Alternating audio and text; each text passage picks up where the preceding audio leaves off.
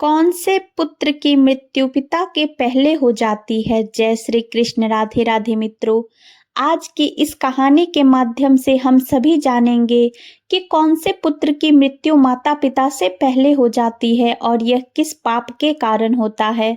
प्रिय मित्रों, इस प्रकार की घटनाएं अक्सर हमें देखने को और सुनने को मिलती रहती है कि किसी पिता के सामने उसके जवान पुत्र की मृत्यु हो जाती है और कुछ दुष्ट बेटे अपने माता पिता को बहुत प्रताड़ित करते रहते हैं, उनके साथ दुश्मनों जैसा बर्ताव करते हैं। मित्रों, आखिर ऐसा क्यों होता है?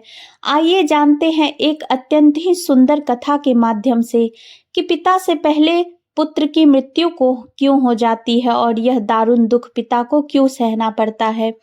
मित्रों, एक बार की बात है, देवलोक में अग्नि, वरुण, बृहस्पति, शुक्र, यम आदि सभी देवतागण उपस्थित थे और उनके बीच में कुछ ज्ञान चर्चा चल रही थी। कुछ देवतागण प्रश्न करते थे और उनमें से जिन देवताओं को उस प्रश्न का उत्तर पता होता था वह उस प्रश्न का जवाब देते थे। जब बारी अग्निदेव की आई तो उन्होंने देवताओं से प्रश्न पूछा, हे देवतागण, मेरा प्रश्न यह है कि कौन सी संतान जिनकी मृत्यु माँ बाप की आंखों के सामने हो जाती है, और मेरा दूसरा प्रश्न है कि किस प्रकार के पुत्र अपने माता पिता को प्रताड़ित करते हैं, उन्हें दारुण दुख देते हैं। अग्निदेव का यह प्रश्न सुनकर सभी देवतागण आपस में विचार विमर्श करने लगते हैं और गहरी सोच में पड़ जाते हैं। मित्रों, जिस पिता की आंखों के सामने ही उसके जवान पुत्र की मृत्यु हो जाए, उस पिता के हृदय में कितना दुख होता होगा। विधि के विधान के अनुसार तो होना यह चाहिए कि पहले पिता की मृत्यु हो और पुत्र की पिता का दाह संस्कार करे,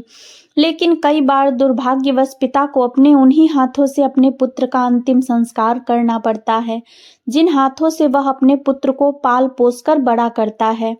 ऐसी स्थिति में एक पिता को जीवित होते हुए भी पुत्र के समान कष्ट सहना पड़ता है। मित्रों, कई बार कुछ बेटे अपने माँ बाप के साथ शत्रु जैसा व्यवहार करते हैं, उन्हें मारते पीटते हैं, उनकी देख रेख नहीं करते, उन्हें अकेला छोड़ देते हैं। प्रिय मित्रों, देवलोक में अग्निदेव के प्रश्न को लेकर चर्चा चल रही थी। किसी को समझ में नहीं आ रहा था कि आखिर ऐसा क्यों होता है। प्रश्न बहुत ही महत्वपूर्ण था। तभी देवलोक में नारद जी का उस सभा में गमन होता है। सभी देवताओं ने खड़े होकर के नारद जी का अभिवादन किया और उनके बाद अपने स्थान पर बैठ गए। फिर नारद जी ने पूछा, हे देवतागण, आपके सबसे मध्य किस बात पर चर्चा चल रही थी? किस प्रश्न को लेकर आप सभी इतना व्याकुल हो रहे हैं? तभी अग्निदेव खड़े होकर कहते हैं, हे वीणाधारी, कौन सी संतान है जिसकी मृत्यु माँ बाप की आंखों के सामने हो जाती है? और मेरा दूसरा प्रश्न है कि किस प्रकार के पुत्र अपने माता पिता को प्रताड़ित करते हैं, उन्हें दारुण दुख देते हैं। मित्रों, अग्निदेव का प्रश्न सुनकर देवर्षि नारद जी कहते हैं, हे देवतागण, प्रश्न तो बहुत ही उत्तम है और इसका उत्तर प्रत्येक मनुष्य को सुनना चाहिए। नारद जी कहते हैं, हे देवतागण, मनुष्य का जीवन उसके पूर्व जन्म पर आधारित होता है और यह भी जरूरी नहीं है कि उसका पूरा जीवन ही पिछले जन्म पर आधारित हो, लेकिन पिछले जन्म के कुछ कर्म ऐसे होते हैं जिनका हिसाब किताब मनुष्य को अगले जन्म में पूरा करना पड़ता है। प्रिय मित्रों, पहले हमें यह समझना होगा कि कैसे आपके द्वारा किया गया कर्म आपकी गलती तय करता है और आपका कर्म ही आपका भविष्य को निर्धारित करता है। कर्म 3 प्रकार के होते हैं। नंबर 1 संचित कर्म, नंबर 2 प्रारब्ध कर्म, नंबर 3 क्रियामान कर्म। इन तीनों कर्मों का अलग अलग फल मनुष्य को प्राप्त होता है। इनमें से जो संचित कर्म होते हैं, यह कर्म हमारी पिछले जन्मों में किए गए कर्म का संग्रह है। इसका प्रभाव दीर्घकालिक होता है और यह हमारे जीवन चक्र को प्रभावित करता है। ऐसे कर्म हमारे अगले जन्म में हमारे साथ रहते हैं और उन्हीं कर्मों का फल हमें कभी कभी दुख और सुख के रूप में भोगना पड़ता है। मृत्यु के बाद यह भौतिक शरीर तो नष्ट हो जाता है, लेकिन जो सूक्ष्म शरीर होता है वह जन्म जन्मांतर तक आत्मा के साथ जुड़कर रहता है और हमारे जितने भी सगे संबंधी होते हैं वे किसी न किसी कारणवश हमारे साथ आते हैं, कभी किसी जन्म में तो कभी किसी जन्म में। वह सब हमारे कर्म का हिसाब किताब चुकाने के लिए अलग अलग रूपों में आते रहते हैं। देवर्षि नारद जी की बात सुनकर सभी देवतागण कहने लगते हैं, हे देवर्षि, आपकी यह बात हमारी समझ से परे है, थोड़ा और सरल भाषा में हमें समझाइए। तो नारद जी कहने लगे, हे देवतागण, ध्यान से सुनिए, मैं तुम्हें एक अद्भुत और ज्ञानवर्धक कथा सुनाता हूँ। इस कथा के माध्यम से आपको यह जवाब मिल जाएगा कि पुत्र की मृत्यु पिता से पहले क्यों हो जाती है और कौन से पुत्र अपने माता पिता को दारुण दुख देते हैं। देवर्षि नारद जी की यह बात सुनकर सभी देवतागण शांत हो जाते हैं और कथा सुनने लगते हैं। मित्रों, कथा सुनाते हुए देवर्षि नारद जी कहते हैं, हे देवतागण, प्राचीन काल की बात है। एक गांव में एक किसान रहता था। उसके परिवार में उसकी पत्नी और एक लड़का था। किसान के लड़के का नाम नकुल था। कुछ सालों के बाद किसान की पत्नी की मृत्यु हो जाती है। जिस समय किसान की पत्नी की मृत्यु हुई थी, उस समय उस किसान के पुत्र की आयु मात्र 5 वर्ष थी। कुछ समय बाद किसान ने दूसरा विवाह कर लिया और उसकी दूसरी पत्नी से एक पुत्र पैदा होता है। संयोगवश कुछ समय बाद किसान की दूसरी पत्नी की भी मृत्यु हो जाती है। अपनी पत्नी की मृत्यु से वह किसान बहुत दुखी हो जाता है। फिर वह अपनी पत्नी का पूरे विधि विधान से अंतिम संस्कार करता है। उसके बाद वह घर आ जाता है और अपने दोनों बेटों के साथ अपना जीवन व्यतीत करने लगता है। धीरे धीरे समय बीतता गया और किसान का जो बड़ा बेटा था, जो पहली वाली पत्नी से पैदा हुआ था, वह विवाह के योग्य हो जाता है। तो किसान अपने बेटे के लिए एक अच्छी सी कन्या देखकर उसके साथ अपने बड़े बेटे की बड़ी धूमधाम से शादी करा देता है। फिर एक दिन अचानक से किसान बीमार पड़ जाता है। किसान के बेटे ने अपने पिता का बहुत इलाज कराया, लेकिन बीमारी गंभीर होने के कारण उसकी हालत बहुत खराब हो जाती है और एक दिन किसान की मृत्यु हो जाती है। मित्रों, किसान का जो छोटा बेटा था, जो उसकी दूसरी पत्नी से पैदा हुआ था, वह अपने सौतेले भाई के साथ रहने लगता है। बड़ा भाई अपने छोटे भाई को बड़े प्रेम से रखता था। धीरे धीरे समय बीतता गया। फिर एक दिन अचानक से किसान का छोटा लड़का बीमार हो जाता है। जब उसकी हालत ज्यादा खराब होने लगी तो किसान के बड़े बेटे नकुल ने नगर के वैद्य से उसका इलाज करवाया, परंतु उसे कोई राहत नहीं मिली। आगे देवर्षि नारद जी कहते हैं, हे देवतागण, आगे की कहानी ध्यान पूर्वक सुनना, क्योंकि अब आपको पता चलेगा कि किन कर्मों के कारण पिता से पहले पुत्र की मृत्यु हो जाती है। हे देवतागण, बड़े भाई नकुल ने अपने छोटे भाई का कई वैद्य हकीमों से उपचार कराया, लेकिन उसकी हालत में कोई सुधार नहीं हुआ। इधर छोटे भाई की दिन प्रतिदिन तबीयत बिगड़ती जा रही थी। उसके इलाज में घर का काफी धन भी खर्च हो चुका था। इलाज कराते कराते बड़ा भाई अब थक चुका था। एक दिन बड़े भाई ने अपनी पत्नी से सलाह की, यदि मेरा छोटा भाई जो सौतेली माँ से उत्पन्न है, अगर यह मर जाए तो हमें इसके इलाज के लिए पैसा खर्च नहीं करना पड़ेगा और जायदाद में भी आधा हिस्सा हमें नहीं देना पड़ेगा। इसके हिस्से की सारी जमीन जायदाद फिर हमारी हो जाएगी। मित्रों, उस दुष्ट भाई को अपने भाई की जान से ज्यादा प्यारी अपनी धन दौलत और भाई की धन दौलत लग रही थी।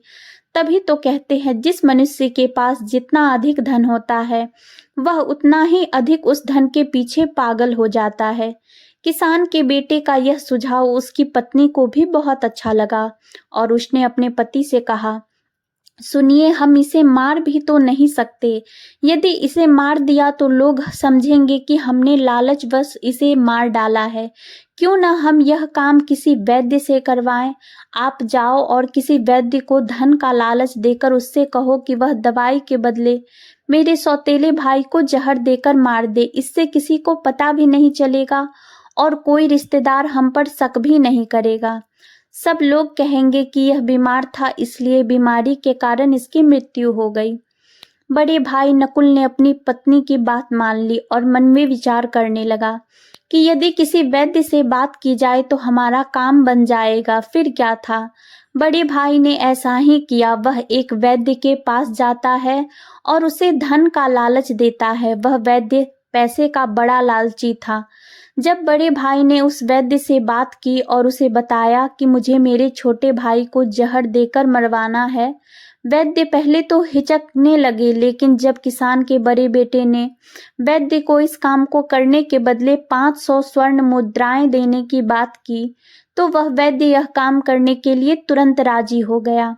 मित्रों, अगले दिन वह वैद्य अपने छोटे भाई का इलाज कराने के बहाने से आता है और उसे जहर देकर चला जाता है। जहर के प्रभाव से तत्काल उसकी मृत्यु हो जाती है। अपने छोटे भाई की मृत्यु पर वे दोनों पति पत्नी बहुत खुशी मनाते हैं और सोचने लगे, अब तो रास्ते का कांटा निकल गया, इसके हिस्से की सारी जमीन जायदाद पर अब हमारा अधिकार हो गया है।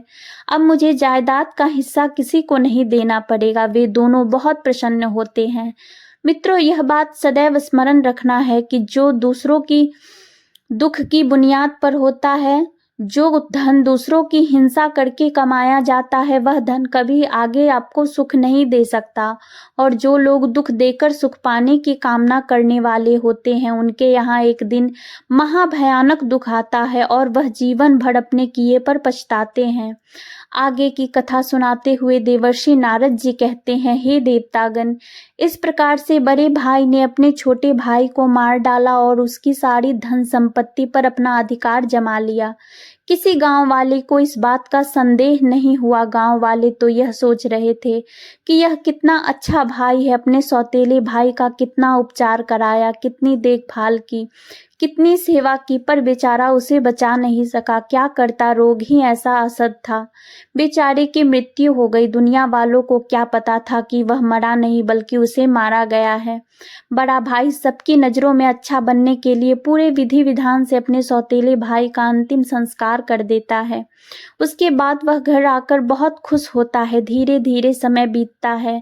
एक दिन उसकी पत्नी ने गर्भधारण किया और एक निश्चित समय के पश्चात उसकी पत्नी ने एक लड़के को जन्म दिया। पुत्र प्राप्ति की खुशी में उन दोनों ने घर में भोज कराया, पूरे नगर में मिठाइयां बांटी। उसके बाद वह दोनों बड़े ही लाड प्यार से अपने उस पुत्र का पालन पोषण करने में लग जाते हैं। कुछ वर्षों बाद वह लड़का जवान हो जाता है। उसके बाद किसान के बड़े बेटे ने उसके लिए एक सुंदर सी कन्या देखकर उसके साथ अपने बेटे का विवाह कर दिया। बेटे की शादी में खूब धन खर्च किया। बेटे की बहू जब घर में आ जाती है तो वह लड़का कुछ दिनों के बाद अचानक से बीमार रहने लगता है। माँ बाप ने उसके इलाज के लिए बहुत से वैद्य हकीमों को घर बुलाकर उसका इलाज कराने लगे। जिसने जितना पैसा मांगा उसको उतना पैसा दिया। वह इलाज के बदले जो भी धन मांगते वह किसान का बेटा उसे सब कुछ दे देता था ताकि उसका लड़का ठीक हो जाए। अपने लड़के के इलाज में उसने अपनी आधी संपत्ति बेच डाली। परंतु कहते हैं न, जिस पर जिसका जितना कर्ज होता है उसे अवश्य चुकाना पड़ता है, चाहे कोई कैसे भी चुकाए।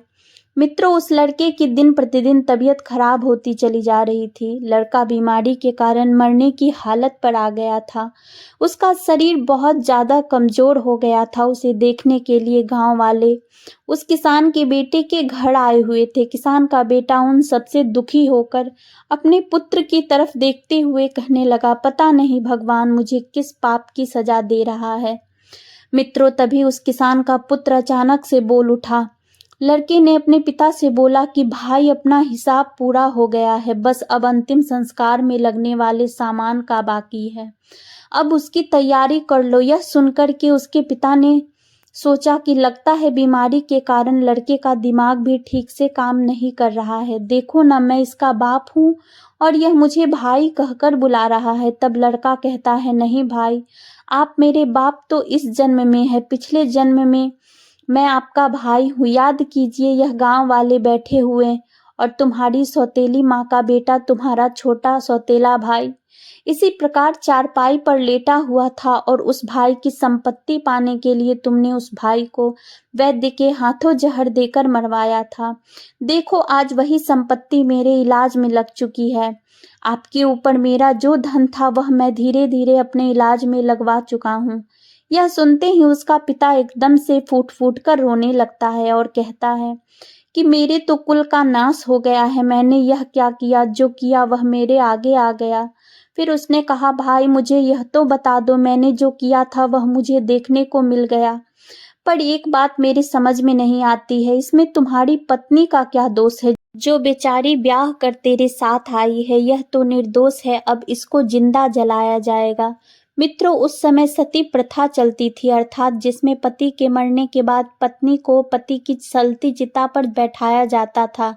जब वह लड़का कहने लगा कि हे भाई, आप मेरी बात ध्यान से सुनो, तुमने जिस वैद्य को मेरे इलाज के लिए बुलाया था उसने आपके कहने पर धन के लालच में मुझे जहर दिया था। याद रखना, जो दुष्ट मनुष्य धन के लालच में किसी निर्दोष व्यक्ति को अकारण ही मारता है, उसको भी उसका फल भोगना पड़ता है।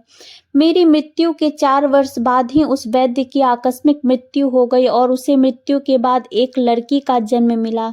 वही लड़की आज मेरी पत्नी के रूप में मेरे घर में आई है। मेरे मरने पर उसे भी मेरे साथ जिंदा जलाया जाएगा। इसको भी इसके कर्म का फल अवश्य भोगना पड़ेगा। आगे देवर्षि नारद जी कहते हैं, हे देवतागण, मनुष्य के जीवन में आने वाली प्रत्येक घटनाएं उसके द्वारा किए गए कर्मों की उपज होती है। हम जैसा बोते हैं वैसा ही हमें काटने को मिलता है। आज नहीं तो कल मनुष्य को उसके कर्मों का फल जरूर मिलता है। जीवन के हर कठिन प्रश्न का जीवन से ही हल मिलता है। जितना गहरा कुआं होगा उतना ही मीठा जल मिलता है। मित्रों, अपने भाई से इतना कहकर वह किसान पुत्र मृत्यु को प्राप्त हो जाता है। पुत्र की मृत्यु के बाद उसकी सारी संपत्ति का नाश हो जाता है और उसकी पत्नी को उसके साथ जिंदा जला दिया गया। इस तरह से उस दुष्ट वैद्य को उसके कर्म का फल मिल जाता है, जिसने लालच में आकर एक निर्दोष पुत्र को जहर दिया था। वह वैद्य मरकर अपनी पत्नी का बना था। उसे भी मृत्यु के महाभयंकर कष्ट से होकर गुजरना पड़ा। मित्रों, आगे देवर्षि नारद जी कहते हैं, हे देवतागण, इस संसार में 4 प्रकार के पुत्र होते हैं और जो काम उसने किए हैं उसका भुगतान भी उन्हें करना पड़ता है। नारद मुनि की यह बात सुनकर सभी देवतागण पूछने लगे, हे देवर्षि, 4 प्रकार के पुत्र कौन से होते हैं? कृपया आप मुझे बताइए। तब नारद जी कहते हैं, हे देवतागण, शास्त्रों में 4 प्रकार के पुत्र बताए गए हैं। पहला पुत्र होता आर्णाबंध, दूसरा पुत्र होता है शत्रु पुत्र, तीसरा पुत्र होता है उदासीन पुत्र और चौथा पुत्र होता है सेवक पुत्र। ध्यान रखिए, जो पहले 2 पुत्र हैं, आर्णा सुबंध और शत्रु पुत्र, यह दोनों पुत्र आपके कर्मों के अनुसार आपके घर में जन्म ले लेते हैं। इन दोनों पुत्रों की मृत्यु पिता से पहले हो जाती है। अगर किसी पुत्र की मृत्यु पिता से पहले हो जाए तो समझ लेना कि आपके घर में आर्णा सुबंध और शत्रु पुत्र पैदा हुए थे। धार्मिक मान्यताओं के अनुसार यदि आपने अपने पूर्व जन्म में किसी को किसी भी प्रकार से प्रताड़ित किया है या उसे दारुण दुख पहुंचाया है तो याद रखना, वह व्यक्ति आपके किसी भी तरह का बदला लेना चाहता है, लेकिन वह किसी कारणवश बदला नहीं ले पाया क्योंकि वह कमजोर था और वह इसी तरह तड़प तड़प कर मर जाता है। तो निश्चित मानिए वह व्यक्ति इस जन्म में आपका पुत्र बनकर लौटेगा और फिर वह अपना बदला जरूर पूरा करेगा और आपको अपनी आंखों के सामने अपने ही पुत्र की मृत्यु देखनी पड़ेगी। और इससे बड़ा दुख एक पिता के लिए और क्या हो सकता है कि उसकी आंखों के सामने ही उसके पुत्र की मृत्यु हो जाए।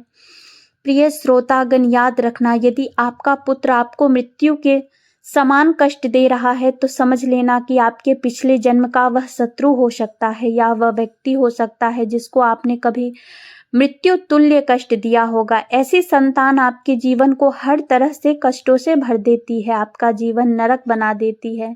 ऐसी संतानें आपको मारती हैं, परेशान करती हैं और आपके कुल का विनाश कर देती हैं और एक दिन आपको भी मांगने पर मजबूर कर देती है। देवर्षि नारद जी आगे कहते हैं, हे देवतागण, महाभारत का जब युद्ध हो रहा था उस समय भगवान श्री कृष्ण ने अर्जुन को गीता ज्ञान देते हुए कहा था, हे पार्थ, इस नश्वर संसार में जितने भी रिश्ते नाते हैं वे सभी मनुष्यों द्वारा किए गए पिछले कर्मों के अनुसार उन्हें प्राप्त होते हैं। इस महाभारत के युद्ध में आपके सम्मुख जितने भी तुम्हारे सगे संबंधी दिखाई दे रहे हैं सभी तुम्हारे और उनके पिता का लेखा जोखा है। अर्जुन, तुम पूर्व जन्म में जब धर्म के पुत्र नर थे और मैं तुम्हारा बड़ा भाई नारायण था जिसे तुमने उस समय अपने युद्ध कौशल से पराजित किया था, उसी समय तुम्हारे भाई ने तुमसे बदला लेने के लिए प्रतिज्ञा की थी। वही भाई आज तुम्हारे सामने अपनी हार का बदला लेने के लिए दुर्योधन के रूप में खड़ा है। फिर भगवान श्री कृष्ण कहते हैं, हे पार्थ, प्राणी को अपने कर्मों का फल भोगना पड़ता है। जिसका जिस पर कर्ज होता है वह उसका कर्ज कई जन्मों तक चुकाता है। मित्रों, यही बात भगवान श्री कृष्ण ने पितामह भीष्म से कही थी। यह बात महाभारत काल की है। महाभारत का भीषण युद्ध समाप्त हो चुका था। विजेता पांडव सभी भाइयों सहित भगवान श्री कृष्ण के साथ पितामह भीष्म का आशीर्वाद प्राप्त करने गए थे। तभी भीष्म पितामह ने भगवान श्री कृष्ण से पूछा, हे वसुदेव, मैं अपने किन कर्मों की वजह से नुकीले तीरों से बनी इस सैया पर असहाय कष्ट भुगत रहा हूँ। तभी श्री कृष्ण ने मुस्कुराते हुए पूछा, हे पितामह, क्या आपको अपने पिछले जन्मों के कर्म याद हैं? पितामह बोले, हे वसुदेव, मुझे मेरे पिछले 100 जन्मों के कर्म याद हैं और इनमें मैंने कभी किसी का बुरा नहीं किया। भीष्म पितामह की बात पर सहमति जताते हुए भगवान श्री कृष्ण ने कहा, हे पितामह, आपने 100 जन्मों में कोई भी पाप नहीं किया। आपको यह सजा आपके 10वें जन्म की मिल रही है। 10वें जन्म में आप एक राजा थे और एक बार आप शिकार खेलकर जंगल से गुजर रहे थे और शिकार खेलने के कारण आप बहुत थक गए थे। फिर एक पेड़ के नीचे कुछ देर आराम करने के लिए बैठ गए। तभी उस वृक्ष पर से एक कीड़ा आपके ऊपर गिरा। आपने गुस्से से उस कीड़े को अपने बाण से उठाकर पीछे फेंक दिया। वह कीड़ा पीछे कांटों के ऊपर पीठ के बल गिरा और उसकी पीठ में नुकीले कांटे घुस गए। उस कीड़े ने उन कांटों से निकलने की बहुत कोशिश की, परंतु वह जितनी कोशिश करता, कांटे उसे उतना कष्ट देते थे। इस अवस्था में कई दिन तक वह कीड़ा जीवित रहा। उसकी तकलीफ में आपका नाम दर्ज हो चुका था, लेकिन आपके पुण्य कर्म इतने प्रबल थे कि वह पाप फलित नहीं हो पा रहा था। इस बात को सुनकर भगवान श्री कृष्ण से पितामह बोले, फिर आज क्यों? पितामह के इस सवाल पर श्री कृष्ण ने उन्हें बताया, दुर्योधन की सभा में जब द्रौपदी का चीरहरण हो रहा था, तब उसे बचाने में आप समर्थ थे। इसके बावजूद भी आपने दुर्योधन को रोकने की कोशिश नहीं की। उसी क्षण आपका सारा पुण्य छीन हो गया और 101वें जन्म के पहले इस पाप को फलित होने का मौका मिल गया और उसी का परिणाम आज आपको भुगतना पड़ रहा है। मित्रों, जब हम जन्म लेते हैं या फिर जब हम गर्भ में रहते हैं, तब हम ईश्वर से यही प्रार्थना करते हैं कि इस बार जन्म लेने के उपरांत हम अच्छे कर्म करेंगे। लेकिन जन्म लेने के उपरांत हम उन बातों को भूल जाते हैं, मोह माया के वश में हो जाते हैं। कर्म के फल कभी न कभी मिलते ही हैं। इसलिए पृथ्वी पर निवास करने वाले प्रत्येक प्राणी को उसके द्वारा किए गए कर्मों का फल भोगना ही पड़ता है और कर्मों के अनुसार ही जन्म होता है। इसलिए कभी किसी प्राणी को सताना नहीं चाहिए, भले ही वह छोटा सा कीड़ा ही क्यों न हो। मित्रों, आगे देवर्षि नारद जी कहते हैं, हे देवतागण, जो 2 तरह के पुत्र होते हैं, आर्णा बंध पुत्र और शत्रु पुत्र, जिनके हम कर्जदार हैं और जिनका हमने अर्ण लिया है और वह अर्ण वापस नहीं किया, तो वह अर्ण हमें चुकाने पड़ेंगे। यदि किसी जन्म में चुका दिए तब तो बहुत अच्छा है, और यदि वह जन्म दूसरे जन्म में चले गए तो आपको भी यही दारुण दुख झेलने को मिलेगा। वह पुत्र के रूप में जन्म लेगा या भाई के रूप में जन्म लेगा या आपके प्रिय संबंधी के रूप में जन्म लेगा, या फिर आप गधा बनेंगे या बैल बनेंगे, किसी न किसी रूप में आप उन पैसों को चुकाएंगे। आपको कर्ज तो जरूर चुकाना पड़ेगा। यही शाश्वत विधि का विधान है और यही अटल सत्य है। हे देवतागण, इस प्रकार से आर्णा बंध और शत्रु पुत्र मृत्यु पिता से पहले हो जाती है और बाकी के जो 2 पुत्र होते हैं उनमें से सेवक पुत्र सबसे श्रेष्ठ होता है। यह पुत्र आपको तब मिलता है जब आपने अपने पिछले जन्म में निस्वार्थ भाव से किसी व्यक्ति या गौ की सेवा की होगी, तो वह व्यक्ति आपको इस जन्म में आपको सेवक पुत्र के रूप में प्राप्त होता है और आपकी सारी उम्र सेवा करता है, क्योंकि आपने पिछले जन्म में अच्छे कर्म किए थे। नंबर 4, जो उदासीन पुत्र होते हैं, इनको अपने माता पिता से कोई लगाव नहीं होता है, उनके दुख सुख से इन्हें कोई वास्ता नहीं होता। यह पुत्र विवाह होते ही माता पिता का त्याग कर देते हैं। यदि किसी पिता को अपनी आंखों के सामने अपने पुत्र की मृत्यु नहीं देखनी, तो उसे सदैव यह बात ध्यान रखनी होगी कि उसे कभी किसी का अहित नहीं करना और ना ही किसी से किसी प्रकार का कर्ज लेकर, अगर ले तो उसका कर्ज उसे वापस कर दे। दूसरी बात, किसी को इतना परेशान नहीं करना चाहिए कि वह तुमसे प्रताड़ित होने लगे और आप उसे कमजोर समझकर उस पर तरह तरह के यातनाएं दें। याद रखें, वह व्यक्ति भी मौका मिलते ही आपसे अपना हिसाब किताब जरूर चुकाने आएगा। मित्रों, अब तो आप समझ ही गए होंगे कि कौन से पुत्रों की मृत्यु पिता से पहले हो जाती है और कौन से पुत्र माँ बाप को कष्ट देने के लिए आते हैं। मित्रों, इसलिए मनुष्य को सदैव सत्कर्म करने चाहिए जिससे कि वह अपने पुण्य कर्मों को प्रबल कर सके। यदि कोई व्यक्ति मुसीबत में है और उसे आपकी ज़रूरत है तो आपको निसंकोच होकर निस्वार्थ भाव से उसकी सहायता करनी चाहिए। ऐसा करने से आप अपने पुण्य कर्म की संख्या बढ़ा रहे हैं, जिसका फल स्वयं आपको भगवान दे देते हैं।